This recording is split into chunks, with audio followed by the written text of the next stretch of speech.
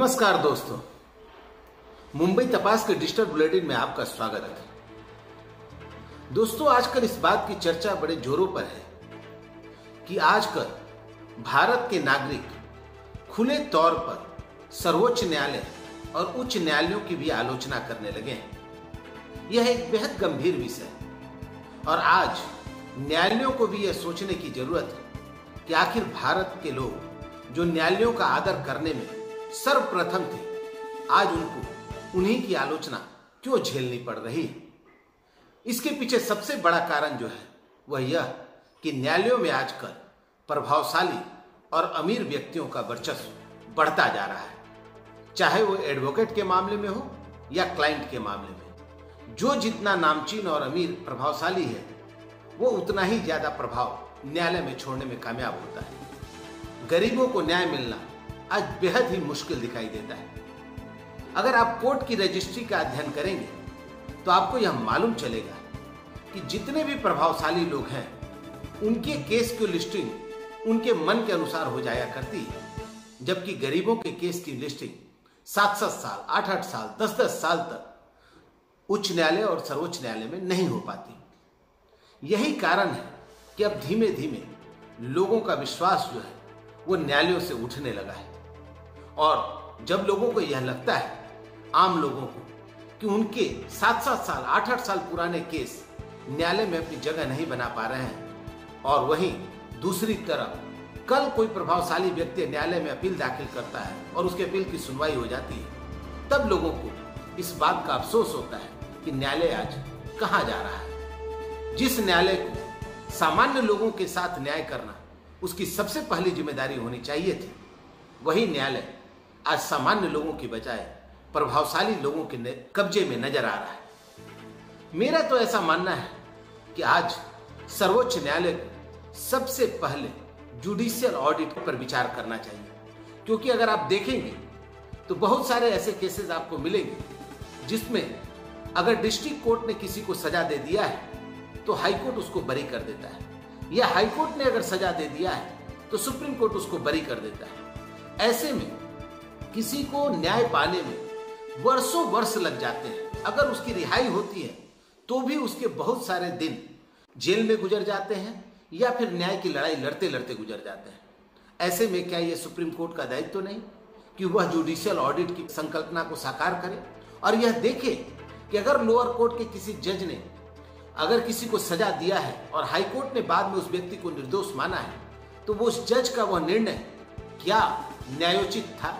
या उसने जो भी निर्णय लिया था वो सही तरीके से लिया गया था, और अगर नहीं लिया गया था तो ऐसे जज को पदोन्नति न दिया जाए और ऐसे जज के डिसीजन को कम से कम इनको किसी भी गंभीर केस से मुक्त रखा जाए। कहीं कोई भी गंभीर केस ऐसे न्यायालयों में न भेजा जाए जहां के जज के जो निर्णय हैं वो अपर कोर्ट में टूटते हैं या बर्खास्त कर दिए जाते हैं। तो ये सारी चीजें ऐसी हैं कि इसका ऑडिट होना बहुत जरूरी है। दूसरी चीज कि सर्वोच्च न्यायालय को एक चीज की ऑडिट और करनी चाहिए कि ऐसे कितने सारे सर्वोच्च न्यायालय और उच्च न्यायालय के निर्णय हैं जो राज्य सरकार या केंद्र सरकार के पास उसकी कंप्लायंस नहीं की गई। आखिर आप न्यायालय हो, आप आदेश देते हो, उसकी कंप्लायंस को कौन रीड करेगा? और अगर कोई ऐसा कंप्लायंस नहीं हो रहा है तो क्या यह आपका दायित्व तो नहीं बनता है कि आप उस कंप्लायंस करने के लिए केंद्र सरकार या राज्य सरकार को बाध्य करें? ऐसी अनेक चीजें हैं जो आज न्यायालयों में सुधार की जरूरत है, और सर्वोच्च न्यायालय के मुख्य न्यायाधीश रमन्ना साहब स्वयं यह मानते हैं कि गरीबों को न्याय मिलना आज कठिन होता जा रहा है। तो रमन्ना साहब, आप तो उस पद पर बैठे हैं जहां आप न्यायालय में जितना बड़ा सुधार चाहें कर सकते हैं, फिर क्या कारण है कि आप भी खामोश बैठे हैं? और क्या कारण है कि देश के महत्वपूर्ण मुद्दे जिनमें संवैधानिक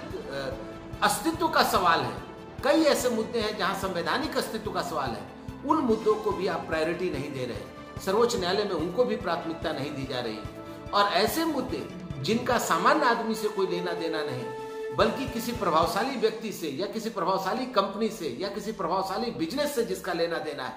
उसकी सुनवाई तुरंत आप कर दे रहे हैं, और जिससे पूरे देश को मतलब है, जिससे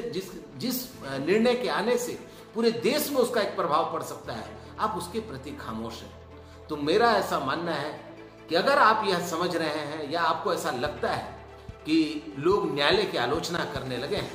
तो आपको भी अपने गिरेबान में झांकने की जरूरत है कि आखिर न्यायालय से ऐसी कौन सी खामियां हो रही हैं, ऐसी कौन सी उससे गलतियां हो रही हैं जिससे जो लोग न्याय के मंदिर को अपने भगवान से ज्यादा महत्व देते थे, आज वो उसकी आलोचना करने लगे। तो मैं तो इतना ही कहूंगा दोस्तों अपने मुंबई तपास न्यूज चैनल के माध्यम से कि आज जो सबसे बड़ा आसरा का केंद्र है किसी भी सामान्य भारतीय के लिए, वह है न्यायालय। और अगर न्यायालय ही प्रभावशाली व्यक्तियों के कब्जे में दिखाई देने लगे, प्रभावशाली वकीलों के कब्जे में दिखाई देने लगे, तो निश्चित तौर पर यह देश के लिए एक दुर्भाग्यपूर्ण स्थिति है। और मुझे ऐसा लगता है कि आज सबसे बड़े सुधार की जरूरत न्यायालयों के अंदर है, जिससे कि इस देश के भविष्य को सुदृढ़ किया जा सके, मजबूत किया जा सके। क्योंकि न्यायालय के आदेश को अवमान करने का